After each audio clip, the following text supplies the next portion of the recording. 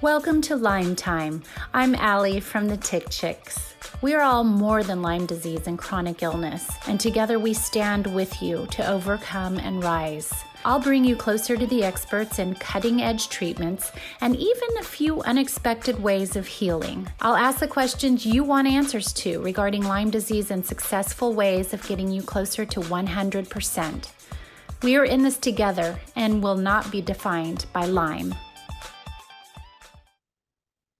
So today on Lyme Time, I am welcoming Dr. David Traster, who is one of my favorite people to speak about neurological Lyme disease. We have a history together. He has spoken at Losing Lyme Retreat, and I wanted to tell you a little bit about him. Dr. Traster is a globally recognized expert in the field of neurological rehabilitation. He lectures and consults for doctors of all specialties across the world relating to patients with a variety of neurological disorders. The conditions Dr. Traster works most with are dizziness, dysautonomia, brain injuries, and concussions. And even I'll throw in there with elite athletes, chronic pain, headaches, walking and balance disorders, movement disorders, cognitive disorders, and developmental disorders. So welcome, Dr. Traster. How you doing? I'm doing good. Thank you. Thanks for joining us again. And I just kind of want to start out by going a little bit backwards in time. And if you could share a little bit about how your journey has been personally and how you wound up being so interested in working with neurological rehabilitation. Yeah, to make a very long story very short, I was a pretty good basketball player. I had a concussion when I was 13, and that's probably when some of my symptoms started.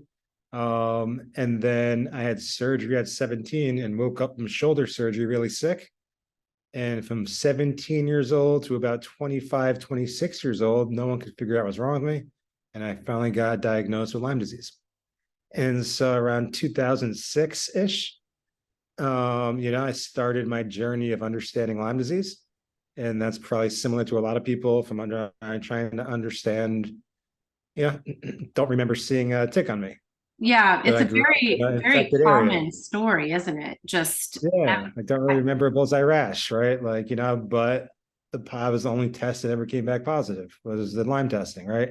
Through IGeneX, right? For whatever that's worth for people that are watching. But everything else was normal. So we started treating Lyme and asking the questions, what is Lyme? Why is it here? Why there's so many other infections with spirochetes?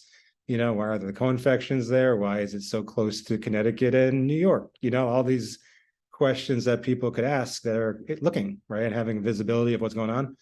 And then also, how do you treat this thing? Right. And so from your perspective, and that's, I think a lot of people are Lyme, is looking at what can I do or take to kill infections or maybe improve my immune function. And I think there's a new wave that's been going on for a while, but it's picking up speed finally, of saying, what can I do for my brain? Right. And that's what I want to talk today. What can I do for my brain part? Not just what herb can I take? What homeopathy can I take? What drug can I take? What else can I do? And that's where you see some of the emotional training programs and limbic training. You see some more people doing cold plunges, red light therapies, and all those cool things, vagus nerve stim. But the question is, can we do things more specifically to people's symptoms? That's great. That kind of brings me up to speed and kind of wanting to dive into that a lot today, because for some reason, a Lyme can just present itself in many different ways. Some people have more gross motor skill issues. Some people have the dysautonomia, and that can come and go. So that's confusing. So a lot of people have optic issues. And a lot of people have been coming forward lately and saying that they have trouble walking in the beginning, that they almost feel as though they've broken their foot, and it's just so painful, and yet there's nothing wrong. So I'm imagining all of these fall under the category of neurological Lyme. But how do Lyme disease symptoms relate back to the nervous system? Without a doubt. So let's start really simple because things are very complicated and there's only so much we know, right? The nervous system is very different than every other system in your body. Your digestive system, your cardiovascular system, every system is extremely important. But just from the day that two cells come together and people are born, things are a little different in the nervous system, right? You've got 100 cells or so that start off in like a column, and then it turns into about 100 billion brain cells and 100 billion immune cells by the time you're born, which is incredible, right?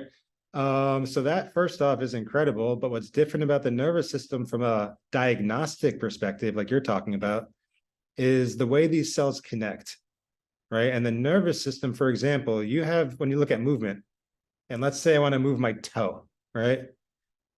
Well, there's a lot of cells and neurons, brain cells that are involved with this. There is one cell that goes from the top of the left part of your head all the way down to like close to your tailbone, your low back area-ish. And that's one cell, right? And then you have another cell that takes from your low back area and goes down through your tailbone and goes to your toe. Those are like okay, I never knew that. I never knew cells could be so large. You're always taught that they're very microscopic. And most cells are, but now we're the nervous system, right? And that's where, again, I think there's an overassumption that all cells are equal. And all cells are different, obviously, when they differentiate, right? But the nervous system is a little different, right? And just the way it communicates and connects it. And so if you think about that, that's two cells in your body that go from your head to your opposite toe, just two cells. And the question becomes, you can have the same finding if the injury is in the top of your head, anywhere on that cell down to your spinal cord, that could all look the same. Right? And then from your spinal cord all the way out to your toe, that could all look the same. One could look more outside your nervous system or your central nervous system, one inside. And so the point being is that it's the only system to make a differential. You got to know the anatomy first and say, where is it in the nervous system that could produce these type of symptoms? Right? And so before you even start talking about symptoms, and we'll talk about all those, you first need to have an understanding of what the anatomy is. And I make the argument that most people don't know the brain very well. They know psychology better, and things that make sense aren't necessarily true. Right. And I'm sure that's true for physicians as well.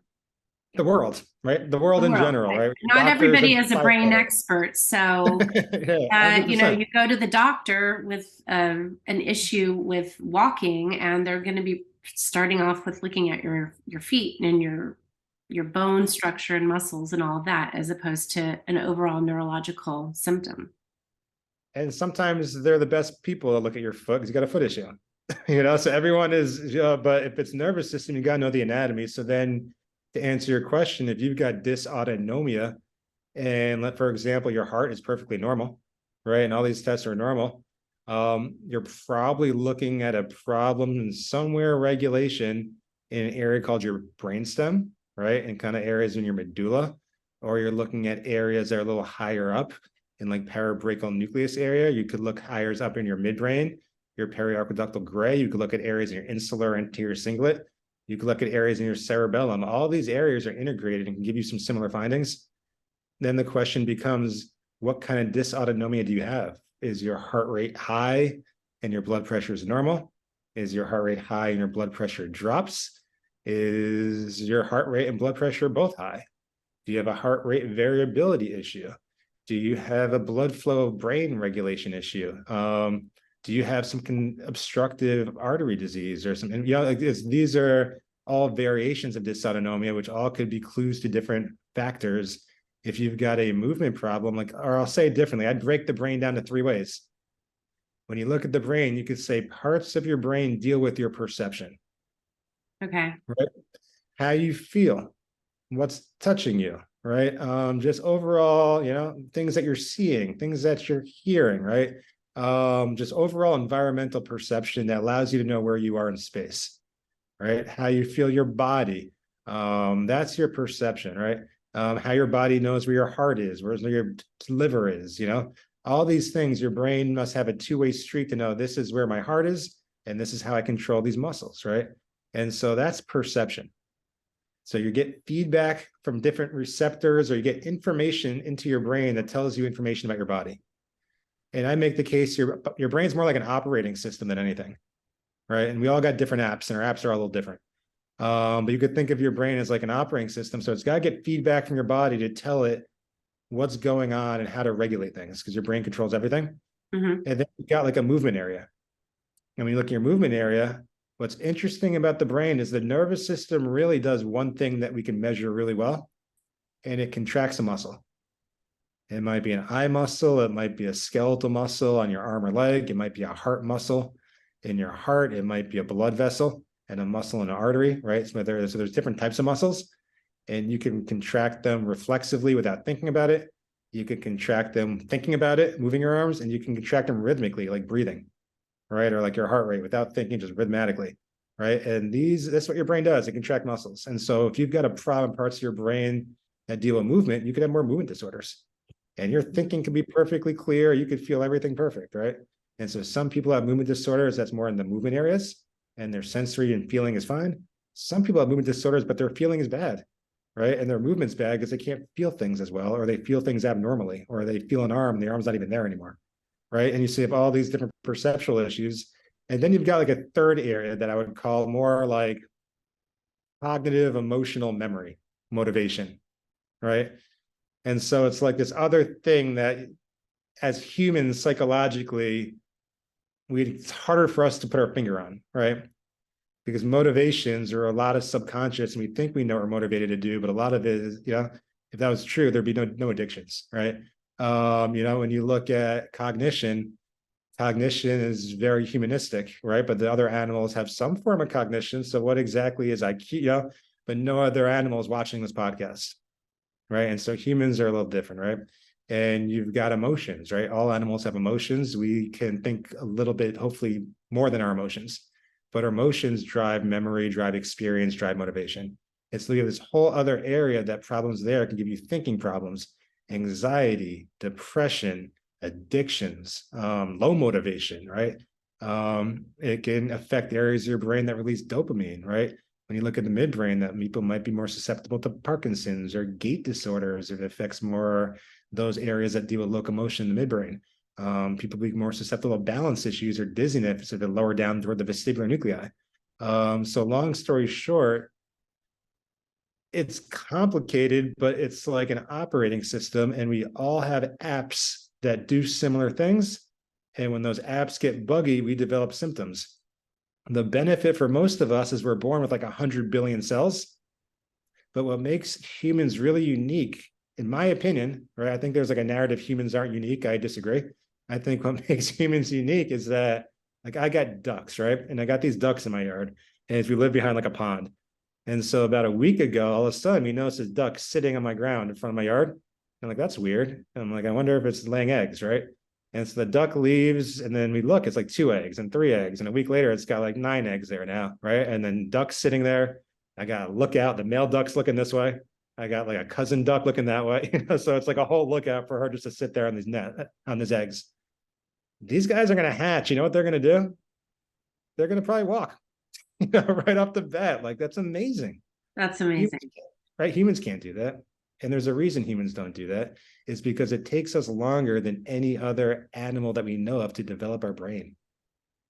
Right? And it takes a while for this thing to grow and for us to really control everything. Things are really complicated. And then you look at the nervous system, especially, and this is going to bring it back to Lyme and all different things. When you look at the nervous system, you're born with like 100 of those cells.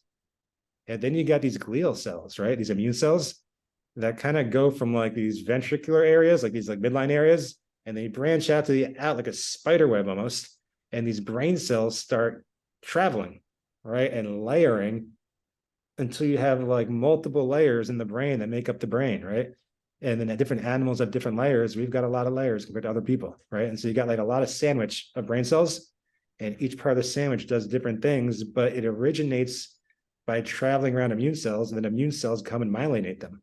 right? And the nervous system, the immune system are hand in hand. And the way that our brain develops is through experience. It's through feedback from our environment.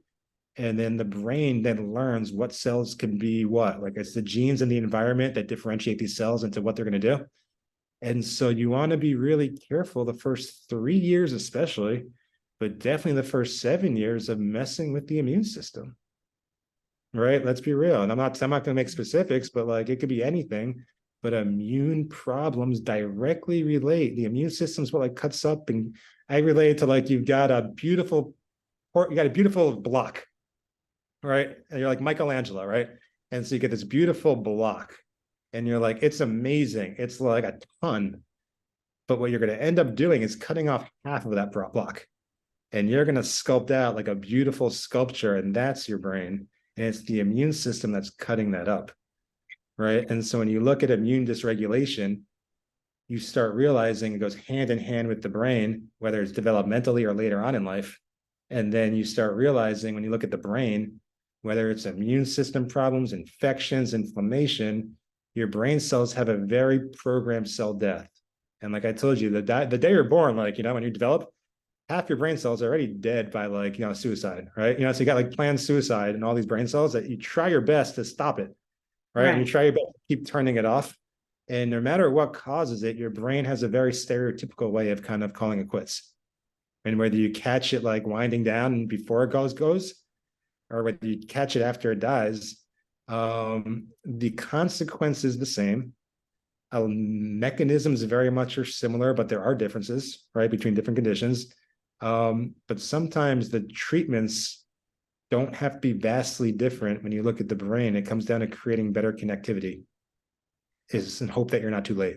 So for our Lyme patients out there, I'm sure they're curious to know how a bacteria from a bug, an insect, a vector, can get into our bloodstream, and then how exactly does it spread to different area? How could we avoid it spreading into brain tissue? Is there any way to do that? How does it spread? How come some people get heart, myocarditis, Lyme carditis with it? Some people get neuro and all that. Can you explain that?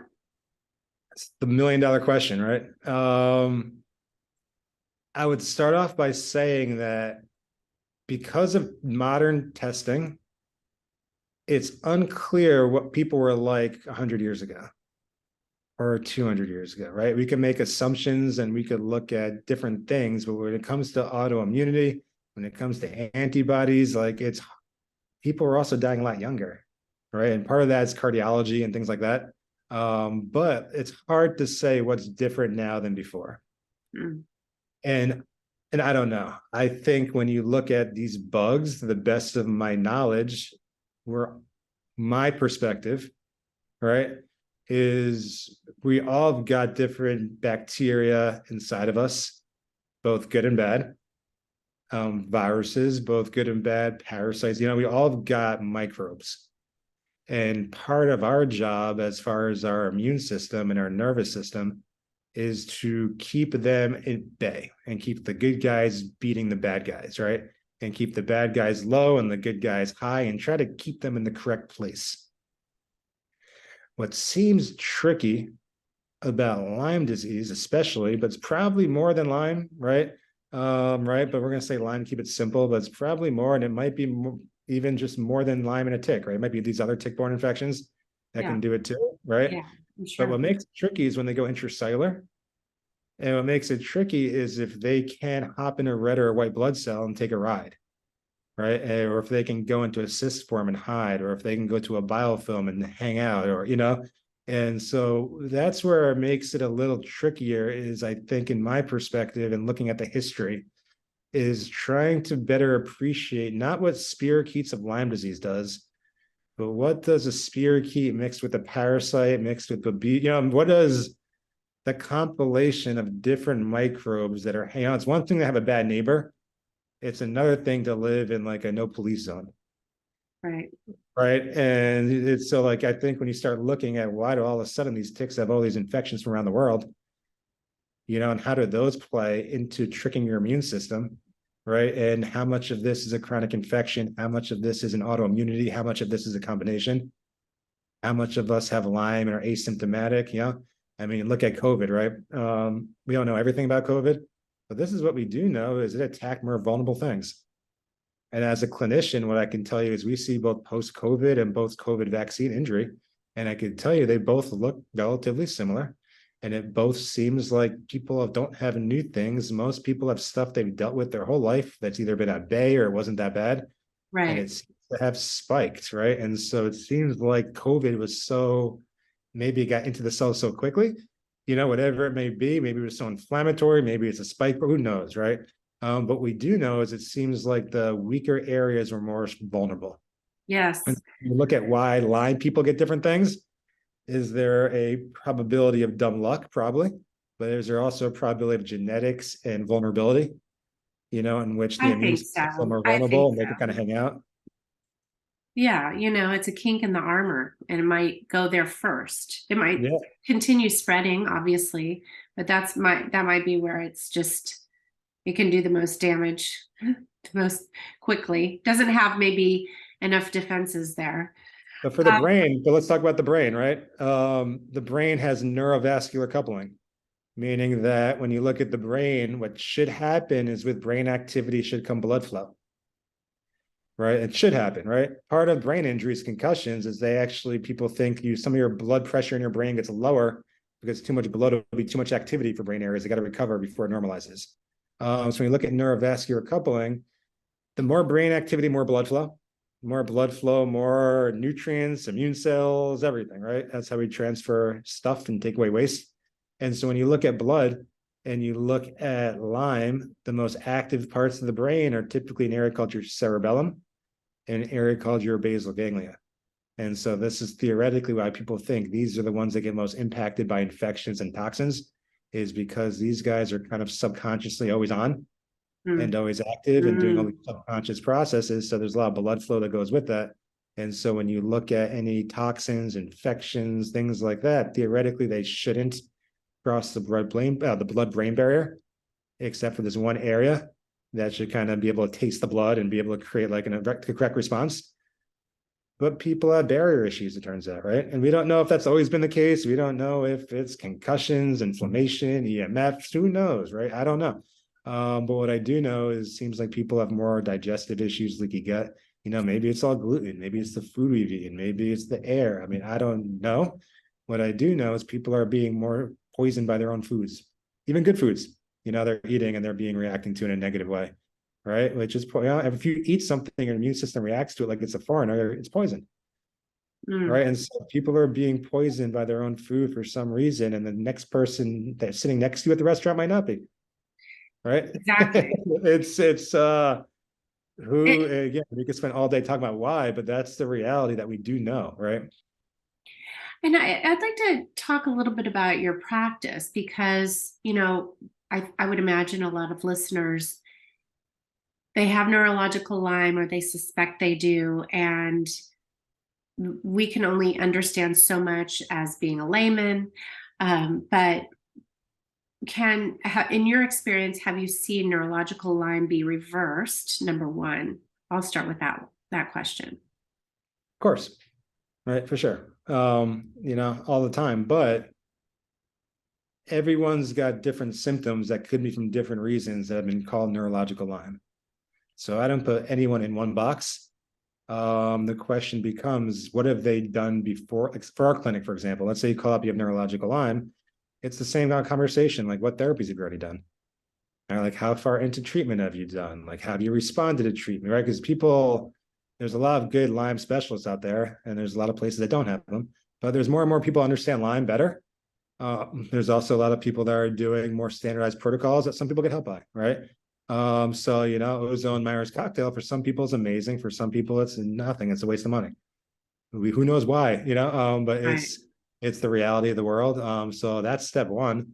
And then step two is kind of saying, look, like you can have an incident, create a symptom, that incident can leave and that symptom can stay. And you see that a lot with dizziness, right? Or you can see with some dysautonomia, you can see with brain, so there are things that happen in the brain that can cause symptoms that can maintain even though the problem is not really there anymore.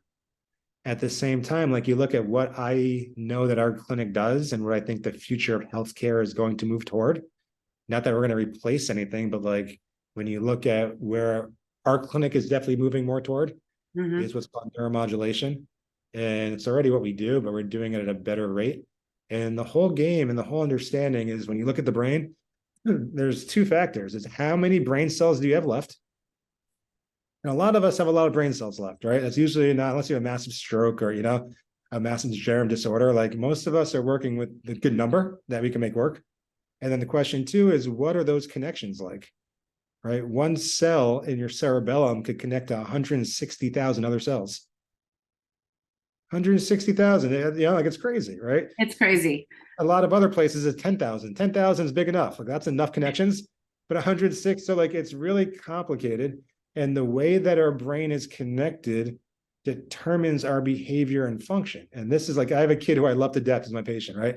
And he has MS now, and he's doing amazing by working with us and working with the immunologist doing stem cells. And this immunologist, I mean, he's not cheap, but he does a patented therapy that he gives you immune therapy that forces your bone marrow to create more of its own stem cells. It's incredible, but it's extremely expensive. Yeah, it really is. It's so incredible. And I'm so excited about all the possibilities. It's incredible. For MS, much less Lyme disease and every other neurological issue. That's so exciting. It's incredible. But here's the deal with him, ready? He fixes people's immune systems. He's never seen anyone get better with MS because he hasn't touched the brain. So even when their immune system gets better, and this kid came in and he was shaking and he looked like he was ataxic, which is really difficult, but his eyes were shaking. And in a day, we got rid of his ataxia. Wow. A day, which wasn't MS. It was a permanently. Yeah, it hasn't came back since. By doing eye exercise for a day. Now, most people with ataxia, that's not going to work, right? But he just happened, we were able to see it was an eye movement problem. He had what's called pendular nystagmus. Okay. And so the second we stabilized his eyes, he was shaking because his world was shaking. But the reason I bring him up is he was diagnosed with autism before MS. And he is big in the neuroatypical world, being like, it's okay to be neuroatypical, right? And I don't disagree with him, right? I think it's great. But my conversation is more about the brain and what is neuroatypical and how does neuroatypical change your perception of yourself in the world? Because I'll make the case that, and it's nothing personal, it's nothing against anybody, right? Right. But at the end of the day, our brain creates our reality. And when you look at what we believe has happened over thousands of years, there's been certain pathways in our brain that have evolutionarily stayed stable. And there are certain areas of our brain that change and are like fingerprints for everybody, and everyone's different. And when you look at neuroatypical, it's people are being developed in ways that we've never seen before. And if 1 out of 6 dogs was being born that couldn't walk or couldn't bark, people would freak out. And if it was 1 out of 6 in Jersey and 1 out of 10 in another state and 1 out of 20 in another state, the world would freaking shut down for these dogs. My opinion. Oh, of course. We live for our dogs. We live for our dogs. What you would see. But with human beings. It's okay. Like it's psychologically, does it, because once you're born, that's you. And your connections, that's my point before you could say what you're going to say. That fingerprint is your connections. And my job is to look at everyone from the second you have 100 cells of what connections in your brain were formed to make you, and then what happened in your life that altered those connections to give you the behaviors and functions and everything about you as a consequence to actually your brain connectivity. And then what can I do to do therapies to strengthen these connectivity pathways, no different than I want to strengthen a muscle in your body. And so every patient is actually super interesting because every patient you dive into like how they developed, how they were impacted in life, whether it's emotional or whether it's physical or infectious, and how they present to you. And their belief system might be wildly inappropriate, but it's very accurate to them. So what would you tell somebody who was experiencing a lot of neurological Lyme symptoms? And I know you have 2 locations, one in Florida and the other is it Chicago? We got one in Chicago and then another in like the west suburbs of Chicago. And then we're opening up a fourth in Wisconsin. Okay. And you have the Florida. And the Florida, Boca Raton, Okay. that's where I'm at. Okay, perfect. So that's a big commitment for somebody with neurological Lyme, but let's just say nobody in their area knows how to treat it, is not skilled. They maybe want a chemical-free option, which is what you offer. Yep. And they're looking at the cost and the bottom line. I get this question all the time. You know, 100%. you got better because you have resources. What would you say to them? Number one, everything in our clinic in the 5 to 10 years will be very accessible for at home, way cheaper. Right? That's the way of the world. Is everything, not everything, most things I do in my clinic, we're just, based on my training and the people I worked for, I'm usually about 10 years ahead of the game. Right. And so what used to work 10, 15 years now you see a lot of vestibular physical therapists doing also. Okay, concussion, right? And so 10, 15 years ago, concussion was the unspoken problem that we were being yelled at because we were treating, and everyone else was telling them to be in a dark room because you're going to hurt yourself if you do anything. Right. Right. 10, 15 years later, concussion is now a thing that people are treating kind of like we were treating 10, 15 years ago. This decade is more like dysautonomia is being treated like that. We're starting to recognize it a little more. And you're starting to see the things that we've done in the past now being used a little more by more functional cardiologists. You know, you're starting to see more things like that. But the real thing is the mental health side of things, right? The anxiety, the depressions, the cognition, you know, and what people are realizing more and more is sometimes the necessity, but the limitation of medication, right? And so it doesn't make it good or bad, but it might not be everything that you really hope and dream for. And so the future is improving brain connections, which involves like what we do in our clinic, whether it's neurofeedback, transcranial alternating current, direct current, photobiomodulation, PEMF, random noise stimulation. All of these things stimulate the brain in a unique way. It's taken me 6 years to find a company that would sell me a unit that's not, because I'm not a researcher and I don't have an IRB. Right. And so a lot of this stuff I can't even get access to. And the units that I can get are not good. And so most of the stuff on the market's not good, you know. And so now I'm finally, as a clinician, able to get access to some of this that's in research for the last 10 years, 15 years. I've been reading and teaching forever. And so which means the next 5 or 10 years, it'll be accessible to other people. That's just how it works. You know, I did a vagal nerve stimulation lecture 10 years ago. Right. It's taken almost 10 years for all of a sudden GammaCore and Truvaga and all these other ones to come out and start being more accessible. So that's step one. Everything's gonna be more accessible. Step two, look, our Illinois clinics take insurance, right? Like Florida, I can't, you know. So there are clinics out there that do it. But there's no doubt, I tell people all the time, the unfortunate reality is investment, but it's not like a 1 week investment. Every patient that comes and sees me, it's like a 3 to 6 month program.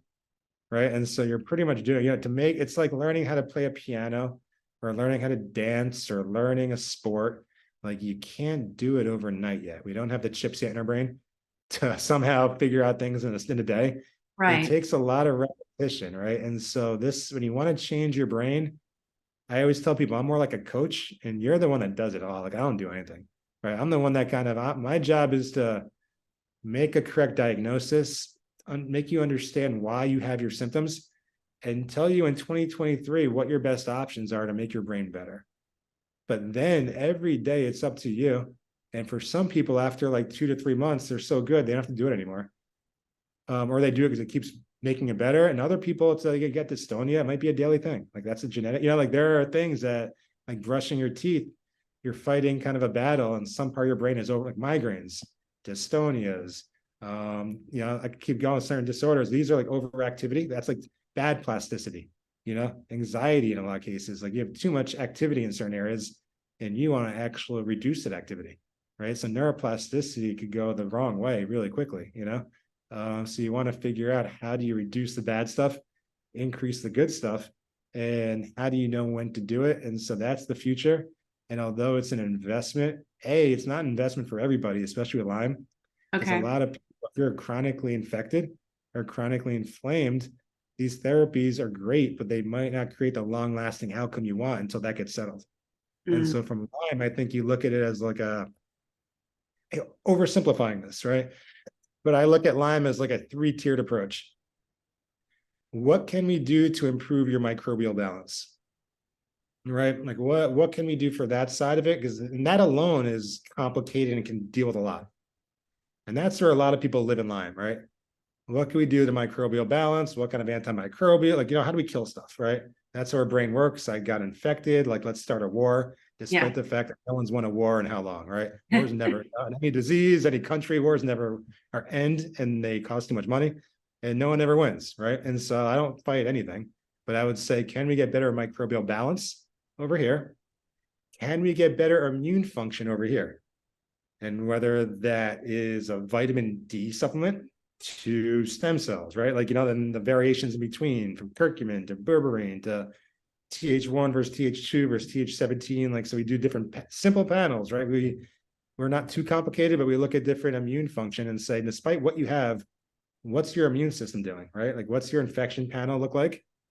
What's your immune panel look like? And then what's your brain look like? Because your brain controls everything, right? And what you see in life, let me tell you how aging works. You get 100 billion cells, it gets down to like 50, 60 pretty quick. And then it's just a ride down. That's all it is, right? And then it comes down to how many cells you maintain and how well they're connected as far as your behavior. And our brain has incredible ability to compensate. And so people ignore subtle signs for way too long until they're not subtle anymore. And then most of the time, it's too late for a lot of people. By the time you have a Parkinsonian tremor, almost 80% to 90% of your dopamine cells in your substantia nigra have died on both sides, depending, it doesn't matter what side the tremor is for a lot of people. And what we think, which goes back to your Lyme question, what we think happens is it starts in your gut and it starts kind of in your nose. And it takes years for these proteins to slowly travel up your nerves, which is why I think some people think vagus nerve stimulation is like the worst thing you could do in pre-Parkinson's, because you might actually stimulate, we don't know. Some people cut the vagus nerve in Parkinson's, think it's the best thing in the world. And so, right, everything has two ways and two arguments. But we think it takes years to get up there. So by the time it finally gets in your brain, that's like 20, 30 years, right? And so when you look at Lyme, what's tricky about Lyme is, can it give you like we just got a new system that looks at heart rate variability, pulse, blood pressure, etc. But I could also check like autonomic neuropathies, right? Because the question is the Lyme on the nerve? Forget about your brain, right? Is it on your nerve, killing your nerve, causing chronic pain everywhere? And you can do a test. You can use this machine. A sweat test. So biopsy is the best way, but a sweat test is 80% accurate, and it's just like a scan. And so we just got that last week, and so we see so much dysautonomia, and we're saying, and a lot of people have for really tough reasons. So even from a value perspective, what can we do to diagnose it better? So we're looking at deep breathing, we're looking at tilt table, we're looking at Valsalva, different brainstem reflexes, while we look at heart rate variability live, pulse live, blood pressure live, breathing rate live, and we're getting a whole picture. And at the end, we're able to say it's your parasympathetic centers, it's your sympathetic centers, it's both. This is when you're breathing should create your heart rate variability. You're not getting enough, vagal tone to your heart. And so we're able to start really differentiating different dysautonomias versus saying, take more magnesium, which might be great. Or, take more ozone. And it's more general approaches versus saying, why do you have your symptoms? What part of the brain's involved in that? Is that a connectivity issue? And can we make those connections stronger? And can we build those connections so you don't have your symptoms anymore? You have better control of your body. Because when you lose those connectivities, you lose control and you get symptoms. For a lot of people, that's what happens. But if it's so inflamed, causing the connection to be bad, you got to fix that first while you do it. But some people, the inflammation is there, but it's not relevant. You just got to fix the connections. And I imagine POTS goes into that whole category as well. I'm seeing a lot of that associated with Lyme disease, or for whatever reason. For some people, it presents as POTS. Maybe they had it before Lyme. We don't know. But remember, POTS is an abnormal increase in heart rate from positions, right? From lying to standing. Everything else should be normal. But what you do see in POTS is a lot of variability, right? And so what you see in POTS is what's called a lot of orthostatic hypotension. People's blood pressure drops, their heart rate spikes. And then if you give a beta blocker, they'll feel worse, right? So there's different variables where their heart rate spikes only when they move, but if you move their head, it doesn't spike. Or, so you've got different reasons to have heart rate spikes. And the question is it hyperadrenergic? Is there a blood pressure drop? Is there an anxiety component? Is there a breathing component?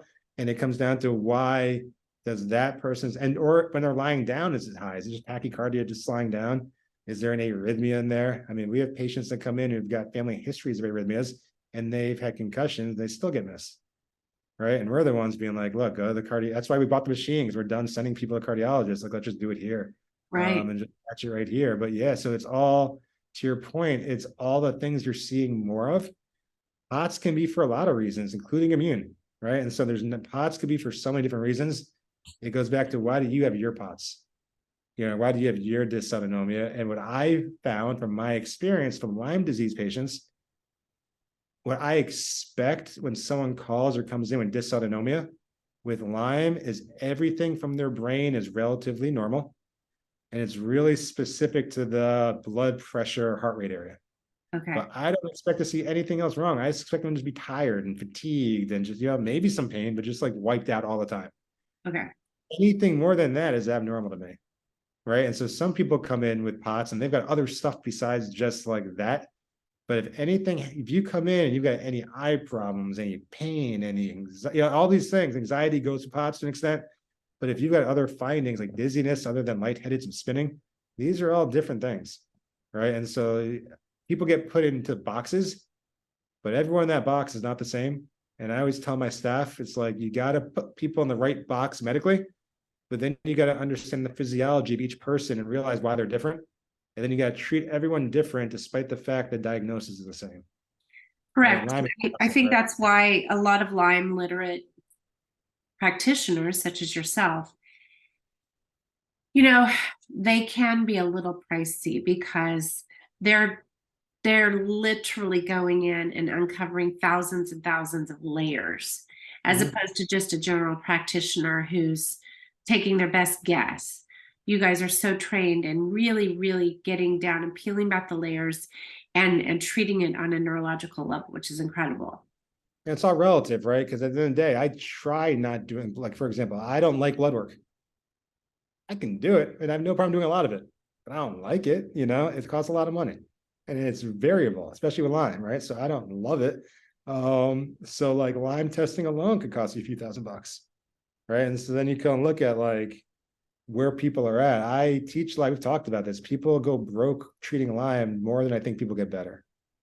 Yeah, right? and it sounds like your approach is really addressing the symptoms, whether it's Lyme or not, or whatever the label is. Possibly can just start out with the symptom treatment, and people can bypass that blood work. If at the end of the day, everything has a value to each person, but my experience is most people have a reason that they enjoy life, and most people go to the doctor when they can't do that. And we don't know how many people are really being cured from Lyme that get better versus just back in homeostasis and balance, right? Everything's back cool again. Like, we don't, right? People could do different testing and make different claims. I'm not sure anyone really knows. And if they do, I'd love to talk to them, because again, I want to know. But what I do know is that there's a lot of reasons to be healthy, and there's a lot of reasons to not feel healthy. And there's a lot of reasons to get back to health. And our goal at our clinic is to see people the least amount possible and give people the most they could do at home. And because that's the future of healthcare, right? And so we're trying to be ahead of the curve, and that's all relative. But like I said, for 12 sessions to teach you things for the next rest of your life or 6 months, it's a relative investment, and we're not the right fit for everybody, right? And if we're not the right fit on day one, we kick people out because it's not the right time. Maybe we might be a better fit a year from now, right? And Correct. so we don't always keep everybody, because people fly from around, and it's not fun to not let them stay the week. And if they really want, we let them stay. But it's all about expectations. But a lot of people with Lyme that I've seen, it's typically people that have been through the ringer, right? It's people that have done the therapies, know the stuff, like people that go to your event, right? It's people that aren't dumb, right? The people are intelligent, they've been experienced, they've tried a lot of different things, but they still have some form of a neurological symptom. And there's nobody in society that's trained what I'm talking about, really. It's a few of us, right? But it's going to be more the future of psychology, and it's going to be a big part of healthcare over the next 20 years. It's just limited right now because a lot of insurance companies are like, why would we run this test? Because we have no real treatment for it. Like, Right. why would we do a diffusion test or imaging test? Because what are we going to do with that? You know, and so Exactly. that becomes waiting on research to do better. Like, I have multiple patients that have done other types of stem cells, which again aren't cheap, but they've got massive brain injuries and they feel better after stem cells. So like, I think the future is going to be mobilizing your own stem cells probably in a cost-effective way. And you know, and there's a lot of cool ways that are coming out to do that. Well, you have a great team down there. I know you've assembled some amazing people, and they're all as passionate about it as you are. And as you said, you're opening up your fourth location. So I would encourage everyone to reach out to Dr. Traster if you have any further questions, and really are ready to take the next step into uncovering what your neurological Lyme symptoms, where they originate, and get in touch with him. And what's the best place? Where should they start, Dr. Traster? Probably Neurologic Wellness Institute.com. And that's our website, and that's got all YouTube stuff, and and Instagram, Neurologic Wellness Institute, I think.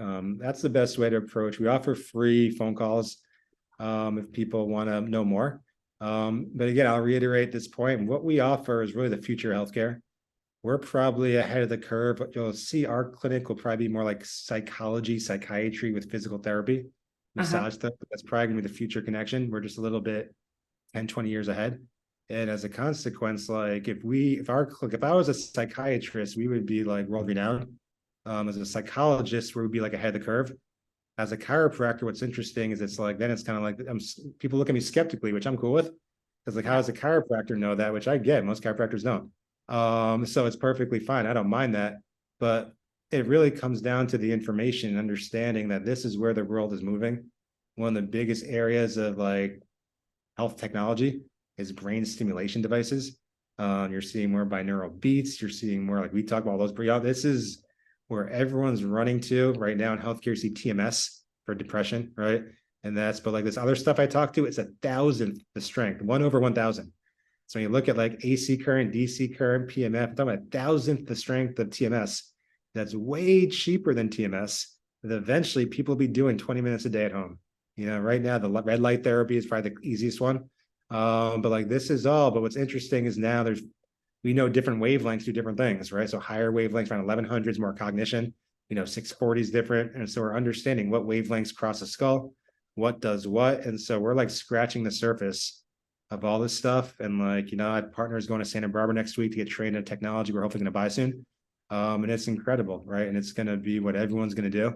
And so this is what makes it interesting, because this is, if you understand this, you could listen to any neuroscientist podcast or anything. This is what everyone's talking about. I feel like they're talking a lot about energy in the body, and using that energy to heal yourself. And it's a concept that you have to wrap your brain around, literally.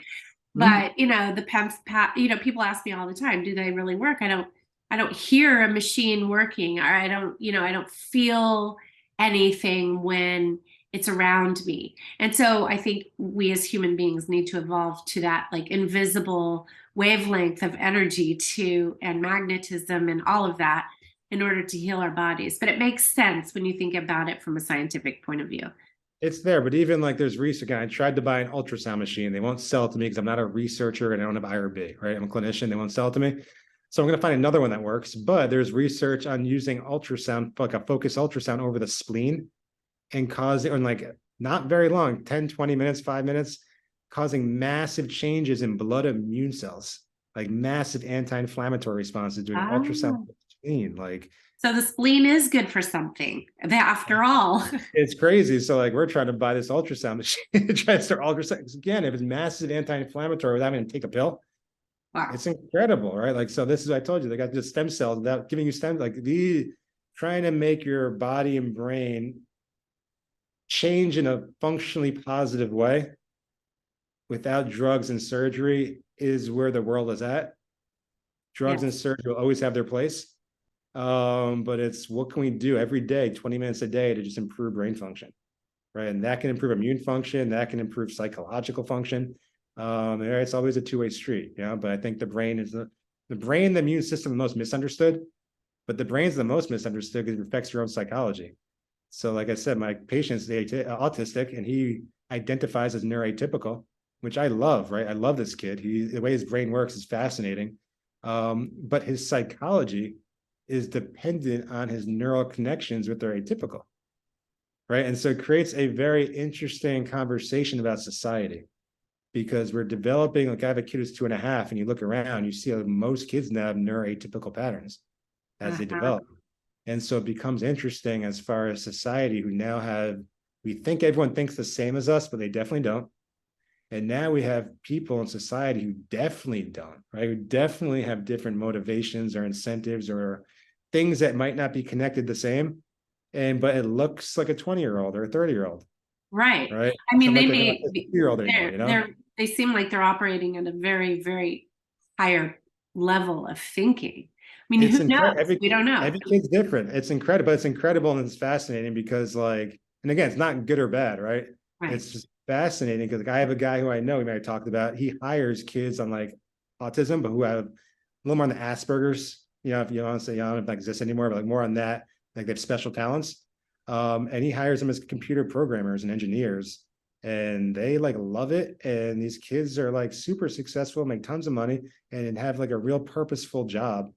But that's what I'm saying. That's when it becomes a challenge, is saying it's not a good or bad. It's saying, what do you do with society who maybe are going to have trouble to work certain jobs or maybe perceive things differently where it's not going to be as easy. And, this kid will be fine, but another kid might not. Right. And so you just don't know as society when all of a sudden people's brains are different. It's not like everyone's got liver disease. It's that people's behaviors change. And that could directly impact you. And you're making an assumption based on thinking that they're thinking like you think, but you can't see the connections, right? And society right now, you look depression, anxiety, there's a lot of connectivity study looking at brain connections. Most people, for their brain, have everything they need to be happy, right? You look at your basic motivations, to have families, to have kids, to have success, to have a goal-oriented thing, basic stuff. Right. And that should create chemicals to be happy. And people are so unhappy, they're resorting to chemicals to try to force the happiness, right? People are really happy lives, but they're alcoholics, they're drug addicts, they're addicted to foods, or they've got major issues based on a lot of reasons. So we're the most depressed and anxious society ever, but we live in the best time ever. With the most technology, the cleanest environment, as bad as it is, sewage is amazing, right? Plumbing is amazing. That wasn't so long ago, we didn't have plumbing. Right. And so it's amazing how good we have it, yet how bad we perceive it. And it comes to psychological and it goes back to psychology, right? If all you hear is negative stuff every day, all day, you think things are bad. If the news and everything was positive every day and everything you saw was so happy and they focus on the happy stuff, people will be a little happier probably.